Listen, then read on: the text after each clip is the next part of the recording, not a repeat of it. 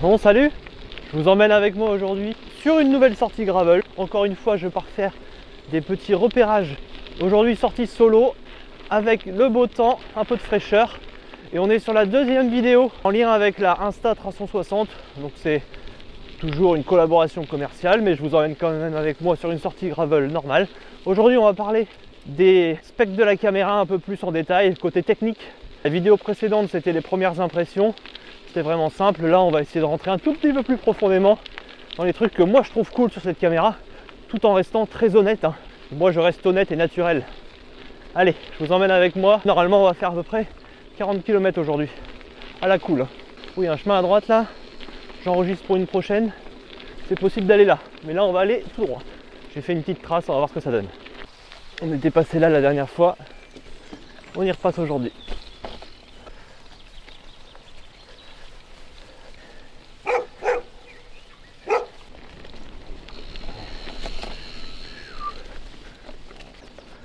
Moi, ce que je recherche avec une caméra pour commencer, c'est un truc facile à utiliser, qui me donne un résultat acceptable pour un niveau amateur et vidéo YouTube un peu longue.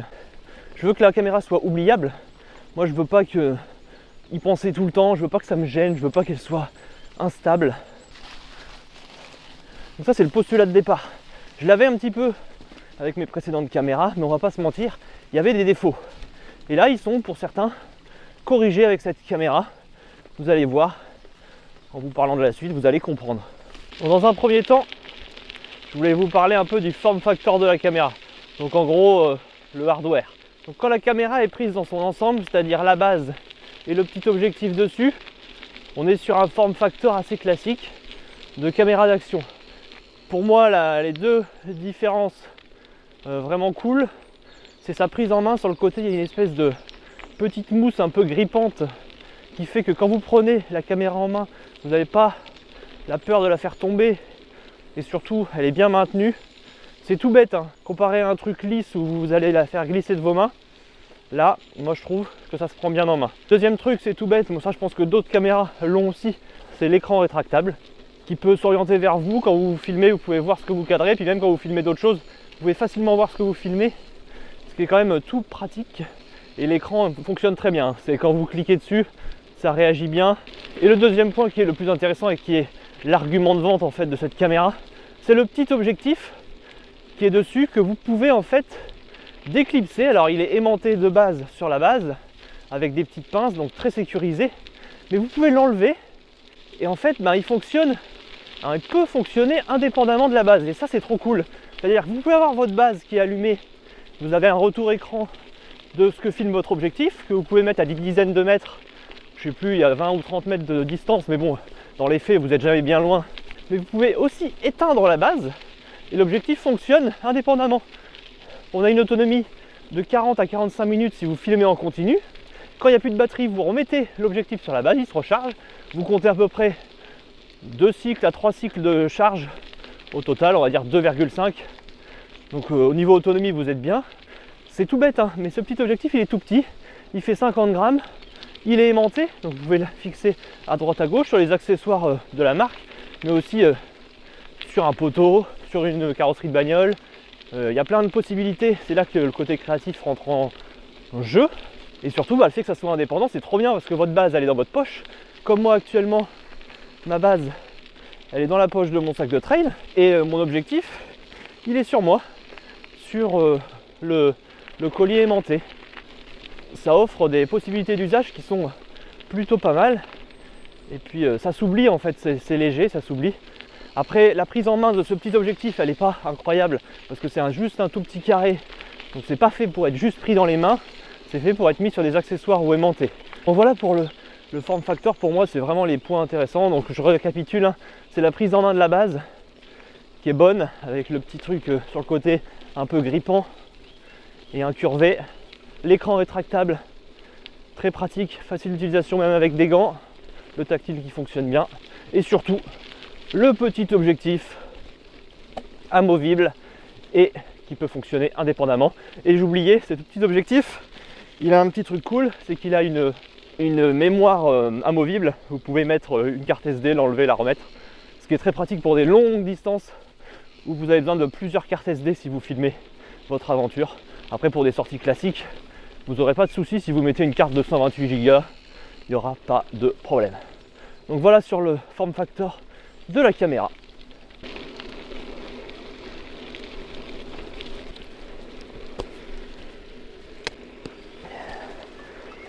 Il y a un air de printemps. On entend les oiseaux, il y a du soleil. Là, je peux vous dire que ça fait du bien à l'esprit et au corps. Et là, aujourd'hui, je continue encore les tests. Je me suis mis toujours en 4K, 25 images secondes. J'ai remis des couleurs standards.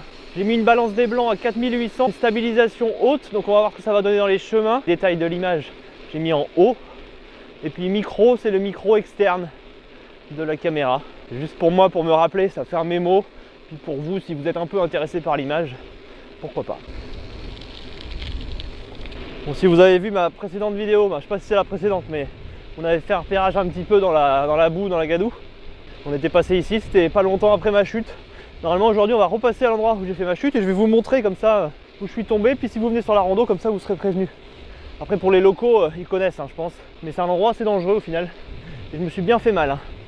Les jours qui ont suivi là, j'ai encore des toutes petites douleurs, j'ai rien de cassé. Bon, en tout cas je suis pas allé voir un professionnel, mais ça a mis du temps à revenir. Puis bon voilà, j'ai plus 20 ans. Je dis ça, j'ai 34 ans, mais voilà, je mets du temps à récupérer. C'est pour ça aujourd'hui j'y vais cool. Parce que j'ai pas envie de me blesser, me reblesser. Aujourd'hui c'est sorti plaisir. Mais c'est tellement agréable quand il fait beau comme ça. Bonjour.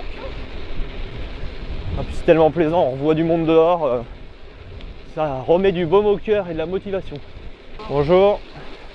Bonjour. Bon, maintenant on va passer sur la partie accessoires. Donc, vous allez voir, c'est un peu comme pour le form factor. Chez Insta360, ils ont quand même bien pensé leur matos. Moi j'ai reçu le modèle vélo, donc il y avait pas mal de choses dedans. C'est tout ce que je vous décris en gros dans ma vidéo. C'est pas les accessoires spécifiques vélo, ils sont bien pour le vélo, ils sont adaptés. Mais il n'y en a pas vraiment un spécifique à part le strap qu'on peut accrocher sur les tubes, mais il peut servir dans plein d'autres sports. Et vous allez voir, en fait, ce que moi je peux vous dire à l'avance, c'est que c'est plutôt bien pensé. Et vous allez voir, il y a quelques accessoires qui sont vraiment intéressants.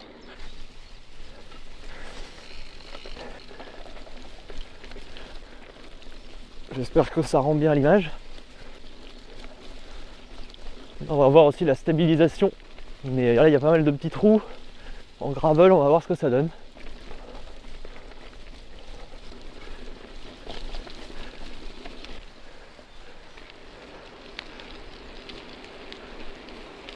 Pour moi, le premier accessoire qui est vraiment le meilleur, qui est dans tous les kits, je crois, c'est le collier aimanté. Ce truc-là, vous pouvez le régler en hauteur avec des lanières. Donc vous pouvez comme ça gérer votre angle de vue. En vélo, c'est très pratique. Parce que parfois en vélo, on est très penché sur l'avant. Donc on a envie de voir le paysage et pas juste le sol. Et vous avez aussi un petit galet qui peut s'orienter vers le haut ou vers le bas, légèrement, de quelques degrés, pour améliorer votre angle. Je vais vous mettre des images en fond. Il est super ce collier, vous le mettez sous vos vêtements, vous l'oubliez, il est léger et vous dites adieu au harnais. On va passer par là. Oula, c'est quoi ce passage? L'aimantation se fait très bien, je l'ai utilisé avec une veste hiver, ça fonctionne du feu de Dieu. Là je suis juste sous mon maillot et mon coupe-vent, ça fonctionne bien. Et honnêtement on n'a pas envie de revenir en arrière quand on a cet accessoire. Pour moi c'est l'accessoire de base, surtout en cyclisme, en tout cas moi qui utilise beaucoup en vélo. Je trouve que c'est vraiment super, ça peut être un argument d'achat, honnêtement, si vous hésitez pour acheter la caméra. Oula, là je suis où là? Ça va être compliqué. On va essayer de ne pas se foirer. Ce collier, vous pouvez le coupler aussi à un autre petit accessoire de la marque qui s'appelle le FlexiMount. En fait, c'est une petite cage dans laquelle vous allez mettre votre objectif. Et vous avez pas mal de réglages d'inclinaison là. Et là, je l'utilise actuellement. Ce qui est très utile en VTT et en gravel pour avoir un très bon champ de vision. Parce que des fois, le collier lui-même, malheureusement, ne se suffit pas. Moi, sur route, je trouve que j'ai des bons réglages. Mais en gravel, je dois avouer que le FlexiMount en plus est nécessaire. Ensuite, autre accessoire très pratique, c'est la petite pince qui est pareil dans tous les kits pour fixer soit la base de la caméra, soit juste le petit objectif, ça tient du feu de Dieu, c'est super sécurisant, vous n'avez pas peur de perdre votre caméra. Et après vous pouvez coupler ça à plein d'accessoires, soit les accessoires de Insta360, typiquement l'espèce de strap que vous pouvez fixer sur le guidon, sur les tubes, pour faire des plans un peu créatifs qui changent, c'est sympa. Mais vous pouvez aussi utiliser une perche à selfie ou autre accessoire d'autres marques, c'est standard. Autre accessoire très pratique, très utile surtout, c'est la petite dragonne de sécurité que vous mettez sur l'objectif. Vous n'êtes pas obligé de la mettre, mais ça vous sécurise quand votre caméra est accrochée à vous. Vous mettez ça sur la caméra, vous accrochez la dragonne sur votre vêtement, sur votre sac ou je sais pas quoi, et comme ça si elle se décroche pour une raison X ou Y, elle tombe pas par terre, ça serait dommage. Avant-dernier accessoire de ma liste, c'est cette petite chose, cette petite télécommande que vous pouvez accrocher sur des tubes. Typiquement en vélo, il faut la mettre au guidon.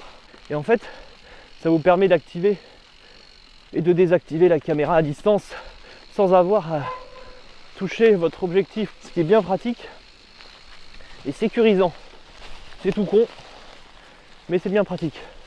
On va aller par où là? Oula. Et là je vous avoue, je me balade un peu et je sais pas trop si je me balade dans les bons endroits. On est bien là. Ah, c'est beau là.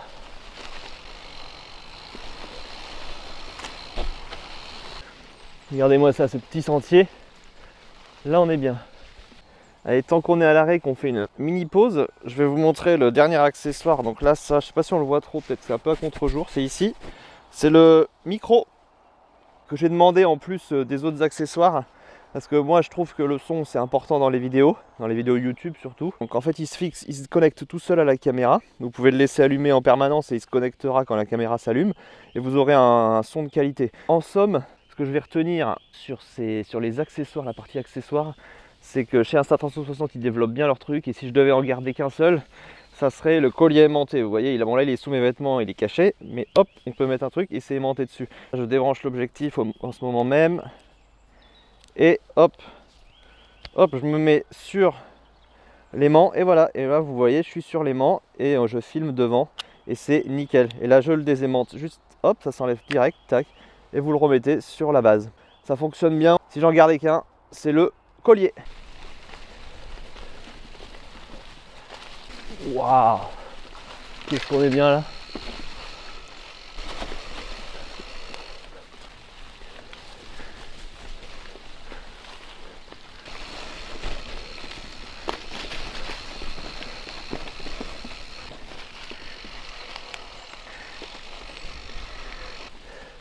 Hop là, on va aller par où? Il y a plein de passages là.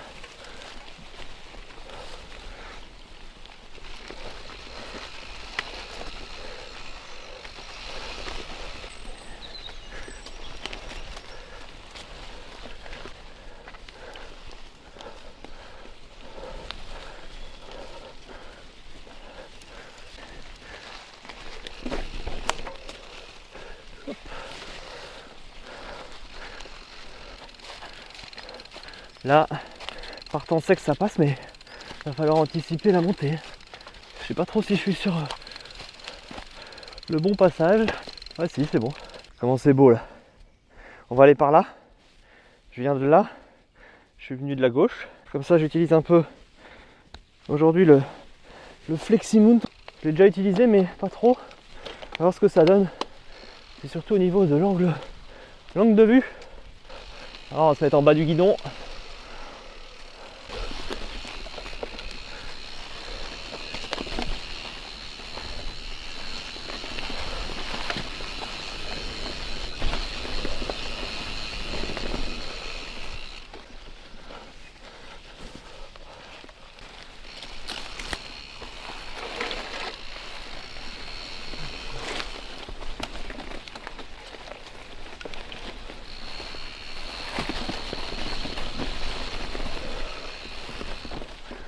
Putain mais qu'est-ce qu'on est bien là.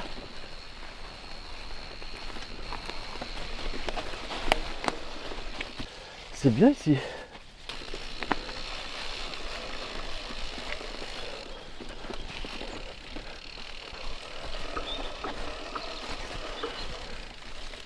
Ah c'était stylé. Et en tout cas, passage, je pense, validé. Bon, je mettrai boucle un peu technique en gravel hein, quand même.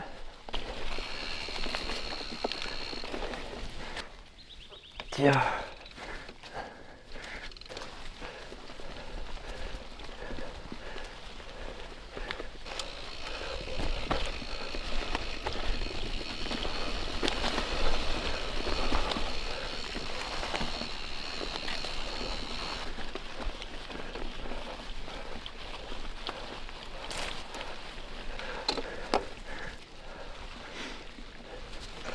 Je pense qu'ici il va falloir que je fasse du balisage si je viens là. Bon, je voulais parler de la troisième partie.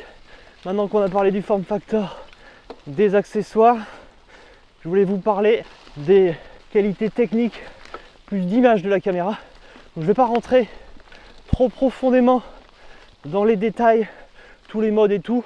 Je vais vous parler de ce que moi j'utilise et ce que moi je trouve bien sur la caméra. Pour le reste, vous irez voir sur internet si cela vous intéresse. Attendez, on va parler de ça sur un chemin un peu plus simple parce que là, faut que je me concentre. Hop là. Il y a de la boue. On va passer à droite. Il y a encore un peu de boue quand même, ce qui est normal. Cette caméra, soyez pas surpris. C'est une caméra récente, la qualité d'image, si vous vous posez la question, elle est bonne. Ça, il n'y a aucun problème là-dessus. Ne vous inquiétez pas. Personnellement, je filme en 4K, la caméra le propose. Je filme en 25 images par seconde, la caméra le propose bien sûr. Elle propose même jusqu'à du 60 images secondes, ce qui est largement... Hop là. Suffisant pour faire des ralentis par exemple. Mais le 30 images secondes, le 25 images secondes sont des modes qui sont déjà super bien. Vous pouvez, même en mode auto, faire pas mal de réglages. Par exemple, la balance des blancs, que moi j'aime bien régler un peu pour qu'elle soit stable. Vous avez la possibilité de filmer en flat, c'est-à-dire une image assez terne de base, mais très détaillée, avec des fichiers plus lourds par contre. Mais en post-prod, vous allez pouvoir faire pas mal de colorimétrie, c'est pas mal.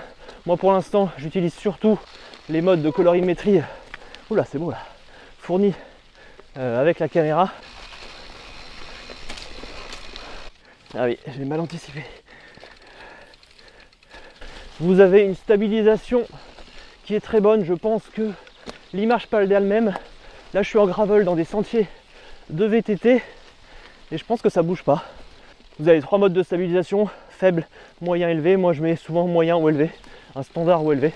Donc ça, pour un usage gravel, route et VTT, cette caméra, elle vaut le détour. Niveau son, en natif, la caméra propose un son avec réduction de bruit qui est très bon. Alors bien sûr quand il y a beaucoup de vent, vous aurez quelques impuretés, mais de manière générale c'est plutôt bon. Avec un micro externe c'est encore mieux, mais ça c'est un accessoire à acheter en plus.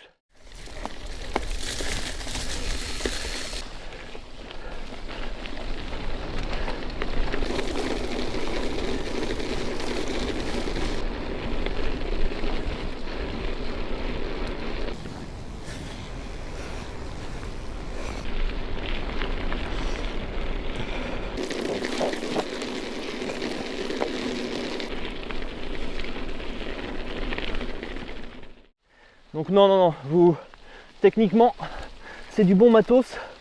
Ne vous inquiétez pas de ça. Si c'était un questionnement, vous pouvez y aller les yeux fermés, honnêtement. C'est pas un problème. Et mention spéciale pour un mode qu'ils ont implémenté dans la caméra, c'est le mode qu'ils appellent Pure Vidéo. C'est un mode qui vous permet d'améliorer les performances en basse lumière quand il fait nuit typiquement.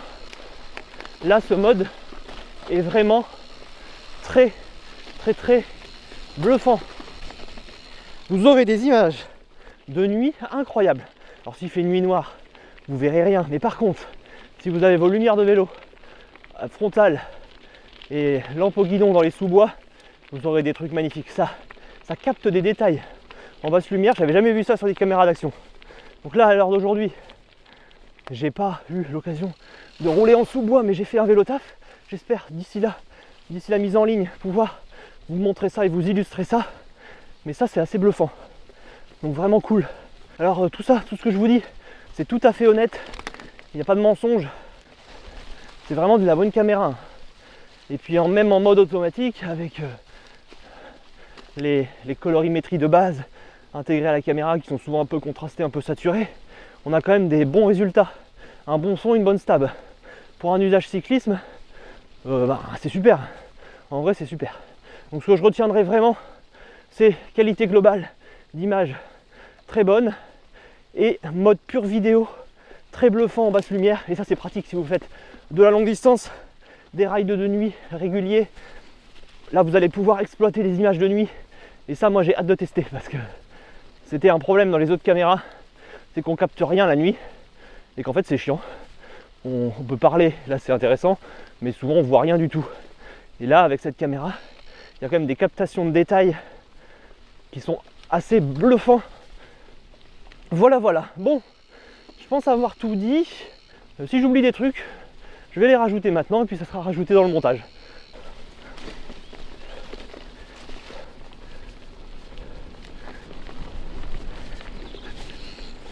Je vais vous montrer où je me suis cassé la gueule la semaine dernière et où j'ai failli me faire très mal. On va voir ça, on va voir les lieux du crime.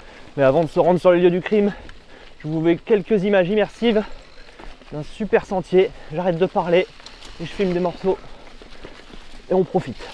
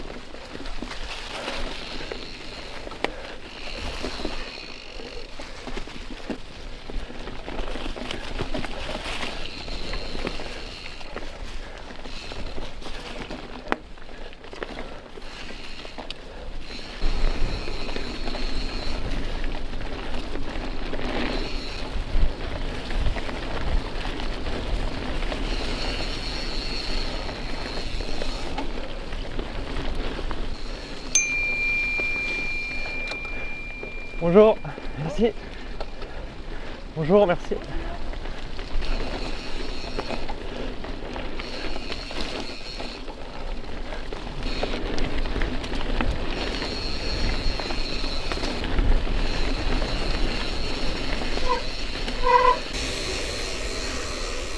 Regardez, en fait je suis arrivé à fond ici.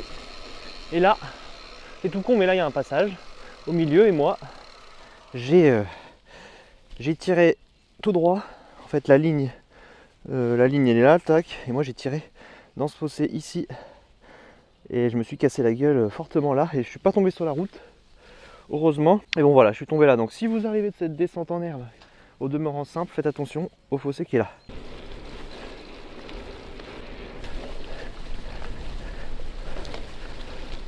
Mais on est bien là.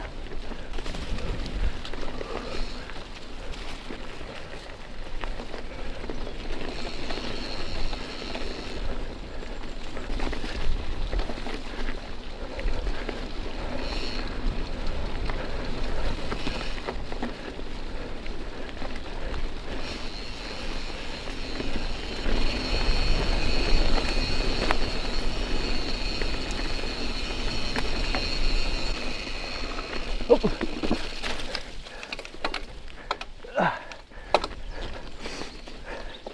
C'était cool. J'ai faim. Je suis qu'à 28 bornes, mais j'ai la dalle. On a fait 350 mètres de dénivelé, ce qui est cool.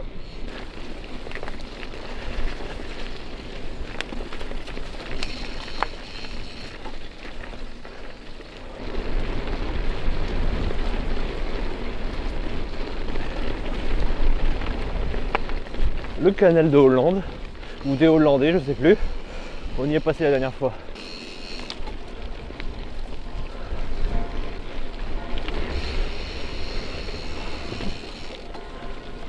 Là, il y a une méga grimpette. Est-ce qu'on la tente? Bon, bah, go, hein. Je pense qu'elle va être difficile.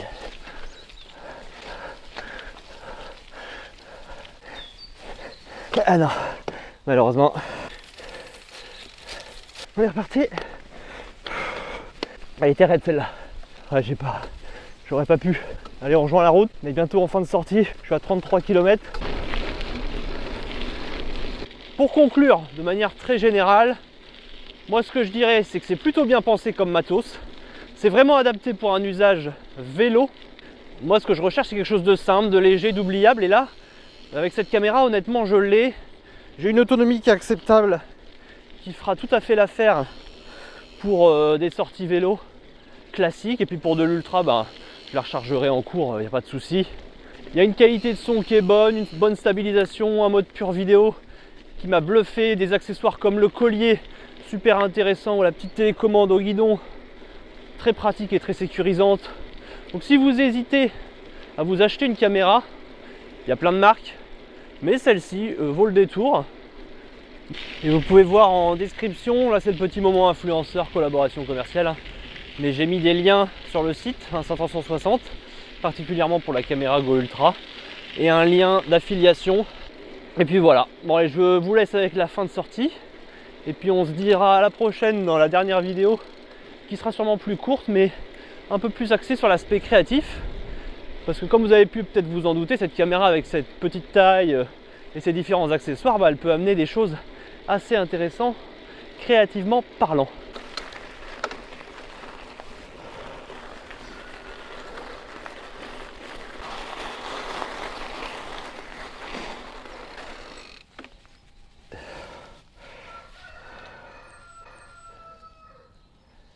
Il y a un mec dans une barque. Allez, on est parti, on rentre. Et cette fois-ci, je vous dis vraiment à la prochaine vidéo.